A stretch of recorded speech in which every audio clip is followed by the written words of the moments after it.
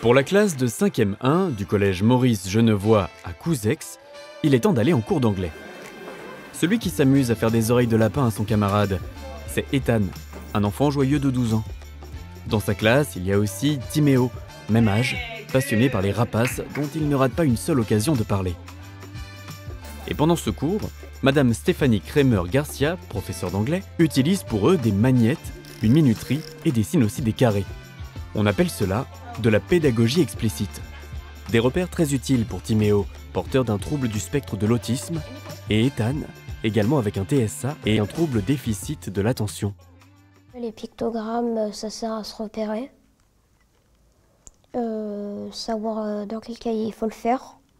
Et d'ailleurs, même ça peut servir à d'autres personnes pour les mêmes raisons. On a repéré qu'on était la 3e personne du singulier. Il y a 3 ans, l'ensemble de l'équipe éducative de ce collège a débuté une petite révolution. Il s'est adapté aux besoins des enfants avec un trouble du neurodéveloppement grâce à l'autorégulation de l'établissement. Ce qui change par rapport à tous les dispositifs qui pouvaient exister jusqu'à présent, c'est vraiment la présence du médico-social dans l'école. C'est-à-dire que les enfants qui ont une notification autorégulation sont accompagnés par des professionnels du médico-social au collège, ergothérapeutes, psychologues, éducateurs spécialisés. Et en fait, cet accompagnement se poursuit à la maison. Donc c'est une prise en charge globale de l'enfant et ça, c'est une nouveauté. Dans cet établissement, 8 élèves bénéficient de l'autorégulation. Aude fait partie des aidants. En tant qu'éducatrice spécialisée, elle accompagne ses élèves en classe. L'enfant peut nous voir comme une personne ressource, que ce soit dans l'accompagnement au sein des cours, sur des fois, l'organisation des cours, comprendre un petit peu son environnement, et aussi pour les aider sur la concentration, sur l'attention. Mais le travail d'Aude continue en dehors des temps de classe. Elle intervient également en salle dédiée à l'autorégulation, une salle essentielle du dispositif. Ce qu'on y fait, c'est des exercices sur les émotions, pour apprendre à connaître les émotions, mieux savoir se gérer. Ça m'aide vraiment. J'ai beaucoup progressé depuis la 6e. Avant, j'étais... Quand on m'embêtait, ça m'arrivait de taper celui qui m'énervait. Mais maintenant, j'arrive mieux à me contrôler et parfois, je vais voir des adultes. Apprendre et gérer les émotions est un exemple de travail qui a pour but de favoriser l'autonomie en développant les capacités cognitives et motrices.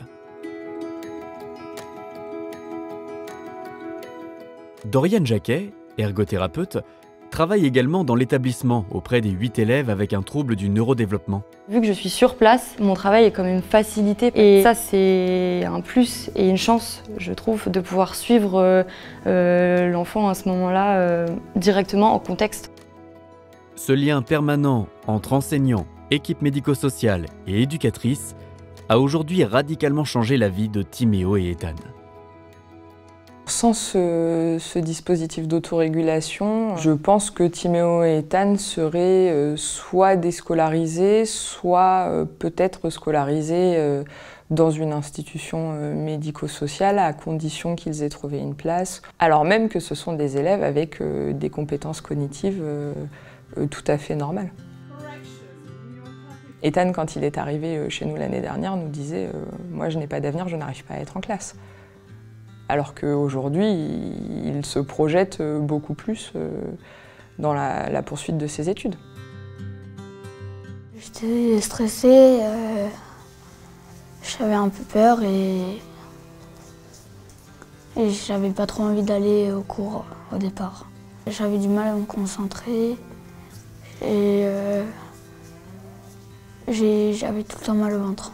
Maintenant, j'arrive à canaliser mes émotions et à gérer mes ressentis. Maintenant, je suis moins stressée et j'arrive mieux à me concentrer. Mais les progrès attendus ont même dépassé les espérances. L'autorégulation a bénéficié aux élèves qui ont un TND, mais aussi à l'ensemble des élèves neurotypiques et également aux enseignants. Dans la manière dont j'aborde mon métier, ça a changé beaucoup de choses. Ça a changé mes relations aux élèves, ça a changé mon rapport à l'école. Nous, on a connu la pédagogie de l'erreur beaucoup. Aujourd'hui, on est dans quelque chose de beaucoup plus positif, c'est-à-dire qu'on reconnaît les qualités des élèves avant de reprendre leurs erreurs. Ce qui change évidemment toute la relation et tout le rapport à l'école. Ce qui a changé, c'est que donc, non seulement mes élèves, je trouve qu'effectivement se repèrent mieux, mais quelque part moi aussi, je m'y retrouve aussi. Ce qui fait qu'en fait, au début, si je le faisais que dans les classes spécifiques d'autorégulation, maintenant je l'ai fait pour toutes mes classes. C'est vrai que j'ai moins de questions, on en est où, qu'est-ce qu'il faut prendre comme cahier, etc. Donc c'est vrai que c'est beaucoup plus agréable, le cours avance de manière un peu plus fluide, sans ces questions qui nous dérangeraient en fait. Voilà. Finalement, les très bons élèves sont restés très bons, voire ont continué à progresser, et ceux qui pouvaient être en difficulté ont progressé aussi. L'avantage, c'est que tout le monde y gagne et personne n'y perd. À leur entrée au collège, Ethan et Timéo avaient des difficultés à pouvoir rester en classe à temps plein. Des difficultés à contrôler leurs émotions. À force de travail et d'accompagnement, les résultats sont aujourd'hui spectaculaires. Une récompense immense pour toutes les équipes accompagnant ces enfants. Je pense qu'en fait, sans eux, j'y serais jamais arrivée déjà.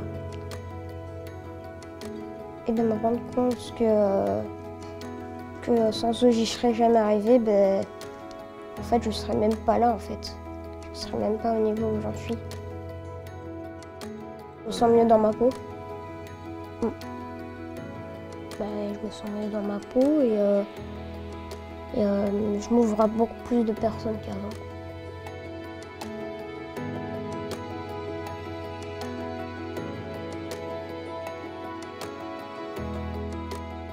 Le collège Maurice Genevoix a lancé ce dispositif en 2021. Mais aujourd'hui, il ne parle plus de dispositif d'autorégulation. Désormais, cet établissement déclare avec fierté être devenu un collège d'autorégulation.